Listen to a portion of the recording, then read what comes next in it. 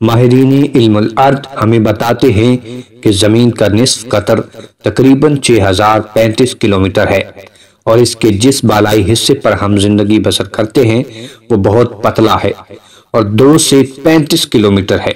کیونکہ زمین کی یہ بالائی سطح پتلی ہے، اس لیے اس بات کا قوی امکان رہتا ہے کہ یہ ہلنے لگے گی۔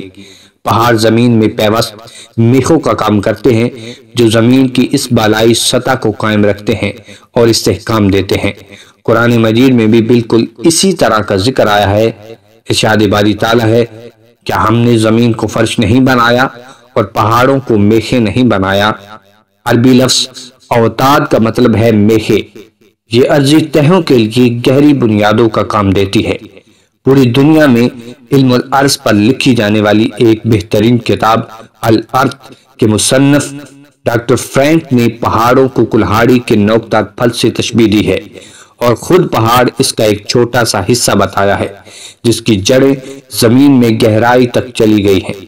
اس کی رائے میں پہاڑ زمین کی قشر الارض یعنی بالائی سطح کو مستحکم بنانے میں اہم کردار ادا کرتے ہیں۔ قرآن کریم پہاڑوں کے کردار کو واضح طور پر بیان کرتے ہوئے فرماتا ہے، یہ زمین کو ہلنے سے محفوظ رکھتے ہیں۔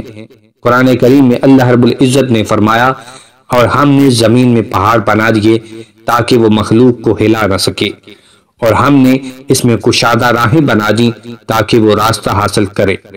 پہاڑ اللہ رب العزت کی کاریگری کا ایک منہ بولتا ثبوت ہے۔